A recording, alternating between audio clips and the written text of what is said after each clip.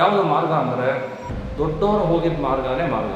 ಗುರುಗಳನ್ನು ಆಶ್ರಯಿಸಬೇಕು ಹೊರತು self study ಮಾಡಲಿಕ್ಕೆ ಹೋಗಬಾರ್ದು. ಈ ವಿಶೇಷವಾಗಿ ಆಧ್ಯಾತ್ಮಿಕ ವಿದ್ಯೆಯಲ್ಲಿ ಅರ್ಜುನನ್ ಕೇಳ್ತಾರೆ ದ್ರೋಣಾಚಾರ್ಯ, ಏನಪ್ಪ ನಿನ್ಗೇನು ಕಾಣಿಸ್ತಾ ಇದೆ ಅಂದರೆ, ನನಗೇನು ಕಾಣ್ತಾ ಇಲ್ಲ ಗುರುಗಳೇ, ಆ ಹಕ್ಕಿ ಕಣ್ಣು ಮಾತ್ರ ಕಾಣ್ತಾ ಇದ್ದೀನಿ. ದೇವಸ್ಥಾನಕ್ಕೆ ಬಂದರೆ ದೇವರ ವಿಗ್ರಹ ಬಿಟ್ಟು ಇನ್ನೇನು ಕಾಣಬಾರ್ದು. ಆ ತಿರುಪತಿ ಹತ್ತೋರು ಆ ಫಸ್ಟ್ ಕೆಳಗಡೆ ನೋಡಿದ ತಕ್ಷಣ ಭಯ ಆಗ್ಬಿಡುತ್ತೆ, ನಮಗೆ ತಿರುಪತಿ ಬೆಟ್ಟ ಹತ್ತಲಿಕ್ಕೆ ಆಗಲ್ಲ ಅಂತ. ವಯಸ್ಸಾಗ್ತಾ ಅದಕ್ಕೆ ಚೆನ್ನಾಗಿ ಅನುಭವ ಬರುತ್ತೆ. ಹಂಗಾರೆ ಹತ್ತೋದಿಲ್ವ ಅಂದರೆ ಹತ್ತೀವಿ. ಅಲ್ಲೂ ಕೂಡ ಹತ್ತೋರು ಫಾಸ್ಟಾಗಿ ಹತ್ತೋರು ಇದ್ದಾರೆ, ನಿಧಾನಕ್ಕೆ ಹತ್ತೋರು ಇದ್ದಾರೆ, ಮಂಡಿನಲ್ಲಿ ಹತ್ತೋರು ಇದ್ದಾರೆ. ಸೊ ನಥಿಂಗ್ ಈಸ್ ಇಂಪಾಸಿಬಲ್ ಅಂತ. ಆದರೆ ನಾವು ಕೆಳಗಡೆಯಿಂದ ಮೆಟ್ಟಿಲು ನೋಡ್ತಾ ಬರೀ ಹತ್ತದೇ ಹೋದರೆ ಹತ್ತಬೇಕು, ನಾವು ಪ್ರಯತ್ನವನ್ನು ಪಡಬೇಕು. ಅದಕ್ಕೆ ಹೇಳ್ತಾರೆ ಈ ಧ್ಯಾನ ಅಂತಕ್ಕಂಥದ್ದು ನಮ್ಮ ಕೈಲಿ ಆಗೋದಿಲ್ಲ. ಕೆಲವ್ರು ಯಾರೋ ನಿಮ್ಮಂಥವ್ರಿಗಷ್ಟೇ, ನಮಗೆಲ್ಲ ಏನು ಬೇಡ ಅಂತ ಅನ್ಕೋಬಾರ್ದು. ಯಾಕಂದರೆ ದೇವರು ಒಂದು ಕ್ಲಾಸಲ್ಲಿ 40 ಜನ ಸ್ಟೂಡೆಂಟ್ಸ್ ಇದ್ದಾರೆ ಅಂತ ಇಟ್ಕೊಳ್ಳಿ. ಒಬ್ಬ ಚೆನ್ನಾಗಿ ಓದ್ತಾನೆ, ಮಿಕ್ದವರು ನಾವೇನು ಓದಲ್ಲ, ಅವ್ರ ಮಾರ್ಕ್ಸ್ ನಮಗೆ ಕೊಟ್ಬಿಡಿ ಅಂದರೆ ಕೊಡೋಲ್ಲ. ನೀನು ಓದಬೇಕು, ನೀನು ಎಕ್ಸಾಮ್ ಬರೀಬೇಕು, ನಿನಗೂ ಮಾರ್ಕ್ಸ್ ಕೊಡ್ತೀವಿ. ಹಾಗಾಗಿ ನಾವು ಕೂಡ ಧ್ಯಾನ ಮಾಡಬೇಕು. ಯಾರೋ ಮಾಡ್ತಾರೆ ಅಂದರೆ ನೀವು ಧ್ಯಾನ ಮಾಡಿದ್ರೆ ಮಾತ್ರ ನಿಮಗೆ ಭಗವಂತ ದರ್ಶನವನ್ನು ಕೊಡ್ತಕ್ಕಂಥದ್ದು. ಹಾಗಾದ್ರೆ ಏನು ಮಾಡಬೇಕು, ನಮ್ಮ ಕೈಲಿ ಆಗಲ್ವಲ್ಲ ಅಂದರೆ ತಿರ್ಗಾ ಅದಕ್ಕೆ ಒಂದು ದೃಷ್ಟಾಂತವನ್ನು ಕೊಡೋದಾದರೆ, ಒಂದು ಮನೆಯಲ್ಲಿ ಒಂದು ಪುಟ್ಟ ಮಗು ಇದೆ. ಪುಟ್ಟ ಮಗು ಅಂದರೆ ಒಂದು 3-4 ಇಯರ್ಸು. ಅವ್ರ ಅಪ್ಪ ಅಮ್ಮ ಎಲ್ಲ ಹೊರಗಡೆ ಹೋಗಬೇಕು ಅಂತಿದ್ದಾರೆ, ಮಾರ್ಕೆಟ್ಗೋ ಏನೋ. ಈ ಮಗುವನ್ನು ಎತ್ಕೊಳ್ಳೋ ಅಷ್ಟು ಚಿಕ್ಕ ಮಗು ಅಲ್ಲ, ಈ ನಡೆಯೋ ಅಷ್ಟು ದೊಡ್ಡ ಮಗು ಅಲ್ಲ. ಈ ತೀರಾ 1 ವರ್ಷದ ಮಗು ಎತ್ಕೊಂಡು ಹೋಗ್ಬೋದು. ಈ ಎಲ್ಲ LKG UKGಗೆ ಬಂದಿರ್ತಾರೆ, ಸ್ವಲ್ಪ ಎತ್ಕೊಳ್ಳೋದು ಕಷ್ಟ. ಅದಕ್ಕೆ ಅವ್ರು ಏನು ಮಾಡ್ತಾರೆ, ಅಪ್ಪ ಅಮ್ಮ ಅವಾಯ್ಡ್ ಮಾಡ್ತಾರೆ, 1 ನಿಮಿಷ ಇರು, ನಾನು ಹೋಗ್ಬಿಟ್ಟು ಬರ್ತೀನಿ ಅಂತ. ಹಾಗೆ ಒಂದು ಮನೆಯಲ್ಲಿ ಒಂದು ಮಗು, ಒಂದು 4-5 ವರ್ಷದ ಮಗು, ಅಪ್ಪ ಅಮ್ಮ ಎಲ್ಲ ಹೋಗಬೇಕಾಗಿದ್ದು, ಇದು ಹಠ ಮಾಡ್ತಂತೆ, ನಾನು ಬರ್ತೀನಿ ಅಂತ. ಅಣ್ಣ ತಮ್ಮಂದ್ರೆ ಇಬ್ಬರಿದ್ದಾರೆ, ಒಬ್ಳು ತಂಗಿ ಅಣ್ಣ. ಸರಿ, ಅವನು ಅಣ್ಣಂಗೆ ಹೇಳಿದ್ರು, ಇಲ್ಲ ನಾವು ಬರ್ತೀವಿ ಅಂತ ಹಠ. ಅವ್ರು ಹೇಳಿದ್ರಂತೆ, ನಾವು ಬರ್ತಾ ನಿಮಗೆ ಚಾಕ್ಲೇಟ್ ತಂದು ಕೊಡ್ತೀವಿ, ಮನೆಯಲ್ಲಿ ಆರಾಮಾಗಿ ಆಡ್ಕೊಂಡಿರಿ ಅಂತ. ಅವನ ಅಣ್ಣ, ಹೌದಾ ಒಳ್ಳೆ ಕೆಲಸ ಬಿಡು, ಚಾಕ್ಲೇಟ್ ತಂದು ಕೊಡು, 5 ಸ್ಟಾರ್ ಬೇಕು ಅಂದರೆ ಆಯಿತು ಅಂದರು.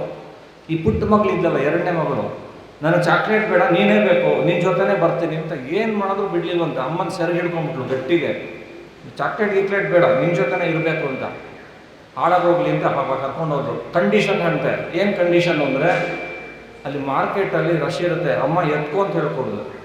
ನಡ್ಕೊಂಡು ಬರೋದಾದರೆ ಕರ್ಕೊಂಡು ಹೋಗ್ತೀನಿ, ಹಂಗಿದ್ರೆ ಬಾ, ಎತ್ಕೊಳಕ್ಕೆ ನನ್ನ ಕೈಯಲ್ಲಿ ಆಗಲ್ಲ ಅಂತ. ಇಲ್ಲಮ್ಮ ನಾನು ನಡ್ಕೊಂಬರ್ತೀನಿ ಅಂತ ಹೋದರು.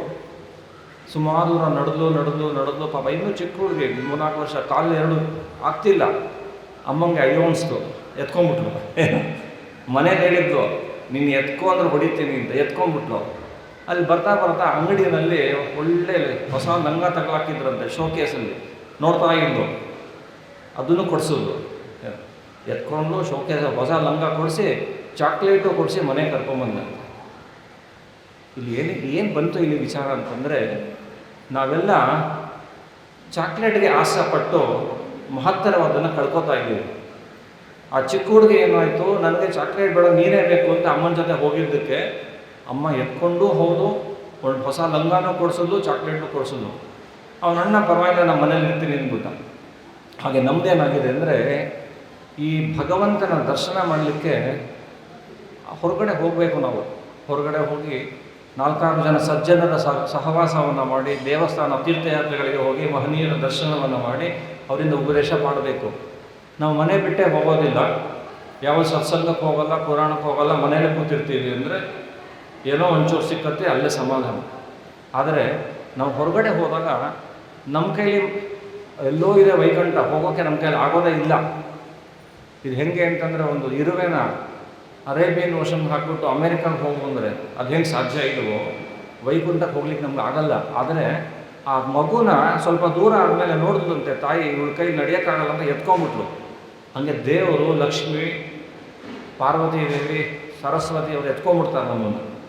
ನೀವು ಬೇಕು ಅಷ್ಟೇ ಹೊರತು ನನಗೆ ಇದು ಯಾವುದೂ ಬೇಡ. ಲೌಕಿಕವಾದಂಥ ಅಟ್ರಾಕ್ಷನ್ ಇದೆ ನಮಗೆ, ಲೌಕಿಕ ಅಟ್ರಾಕ್ಷನ್ ನನಗೆ ಬೇಡ, ನೀನೇ ಬೇಕು ಅಂತ ಹೇಳಿ ಲಕ್ಷ್ಮೀ ದೇವಿಯ ಸೆರಗನ್ನು, ಪಾರ್ವತಿ ದೇವಿಯ ಬಟ್ಟೆಯನ್ನು ಗಟ್ಟಾಗಿ ಹಿಡ್ಕೊಂಡ್ರೆ ಆ ತಾಯಿಯಂದರು ನಮ್ಮನ್ನು ಎತ್ಕೊಂಡು ನಮಗೆ ವಿಶೇಷವಾದಂಥ ಜ್ಞಾನವನ್ನು ಕೊಟ್ಟು ಸಾಧನೆ ಮಾಡಿಸಿ ಆ ಭಗವಂತನ ಲೋಕಕ್ಕೆ ಕರ್ಕೊಂಡು ಹೋಗ್ತಾರೆ. ಹಾಗಾಗಿ ನಾವು ಎಷ್ಟೇ ಏನೇ ಬಂದರೂ ಕೂಡ ಈ ಒಂದು ಸಾಮಾನ್ಯ ಲೌಕಿಕ ಅಟ್ರಾಕ್ಷನ್ ಇದೆಯಲ್ಲ, ಅದೆಲ್ಲ ಒಂದು ಚಾಕ್ಲೇಟು ಪೆಪ್ಪರ್ಮೆಂಟ್ ಇದ್ದ ಹಾಗೆ. ಅದನ್ನು ಬಿಟ್ಟು ನಿರ್ದಿಷ್ಟವಾದಂಥ ಗುರಿ ಇಟ್ಕೊಂಡು ನಿರ್ದಿಷ್ಟವಾದ ಮಾರ್ಗದಲ್ಲಿ ಹೋಗಬೇಕು. ನಿರ್ದಿಷ್ಟವಾದ ಮಾರ್ಗ ಅಂದಾಗ ಒಬ್ಬ ದೊಡ್ಡವರು ಯಾವ ಮಾರ್ಗದಲ್ಲಿ ಹೋಗಿದ್ದಾರೋ ಆ ಮಾರ್ಗದಲ್ಲಿ ಹೋಗಬೇಕು. ಆ ಯಕ್ಷ ಪ್ರಶ್ನೆಯಲ್ಲಿ ಅನೇಕ ಪ್ರಶ್ನೆಗಳನ್ನು ಕೇಳಿದಾಗ ಧರ್ಮರಾಜರು ಉತ್ತರ ಕೊಡ್ತಾರೆ. ಯಾವುದು ಮಾರ್ಗ ಅಂದರೆ ದೊಡ್ಡವರು ಹೋಗಿದ್ದ ಮಾರ್ಗನೇ ಮಾರ್ಗ.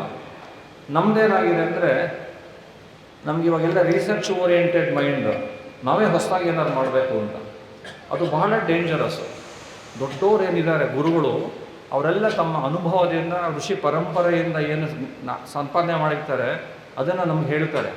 ಅದು ಸೇಫ್ಟಿ. ಒಬ್ಬ ಡಾಕ್ಟರ್ ಇದ್ದಾನೆ, ಅವನು ಯಾರೋ ದೊಡ್ಡ ಡಾಕ್ಟರ್ ಹತ್ರ 10 ವರ್ಷ 20 ವರ್ಷ ಸರ್ವಿಸ್ ಮಾಡಿ ಎಕ್ಸ್ಪೀರಿಯನ್ಸಿಂದ ಹೇಳ್ತಾನೆ ಔಷಧಿ, ಅದು ಸೇಫು. ಇವಾಗ ತಾನೇ 22 ವರ್ಷ ಮೊನ್ನೆ ತಾನೇ MBBS ಮಾಡಿದ್ದಾನೆ ಅವನು. ಅವನೇನೋ ತನ್ನ ಸ್ವಂತ ಬುದ್ಧಿ ಉಪಯೋಗಿಸ್ಬಿಟ್ಟು ಯೂಟ್ಯೂಬ್ ನೋಡಿಬಿಟ್ಟು ಇನ್ಸ್ಟಾಗ್ರಾಮ್ ನೋಡಿಬಿಟ್ಟು ಇದಕ್ಕೆ ಈ ಔಷಧಿ ತೊಗೊಳ್ಳಿ ಅಂತಂದರೆ ಏನೇನೋ ಆಗ್ಬಿಡುತ್ತೆ. ಅದೊಂದು ಗಾದೆ ಇದೆ, ಹೊಸ ವೈದ್ಯಗಿನ್ನ ಹಳೆ ರೋಗಿ ವಾಸಿ ಅಂತ. ಹಾಗೆ ನಾವು ಗುರುಗಳನ್ನು ಆಶ್ರಯಿಸಬೇಕು ಹೊರತು ಸೆಲ್ಫ್ ಸ್ಟಡಿ ಮಾಡಲಿಕ್ಕೆ ಹೋಗಬಾರ್ದು. ಈ ವಿಶೇಷವಾಗಿ ಆಧ್ಯಾತ್ಮಿಕ ವಿದ್ಯೆಯಲ್ಲಿ ಈಗ ಯೂಟ್ಯೂಬ್ಗಳು ಇದೆಲ್ಲ ಬಂದಮೇಲೆ ಸುಮಾರು ಕಡೆಗೆ ಪುರಾಣಕ್ಕೆ ಬರೋರು ಕಡಿಮೆ.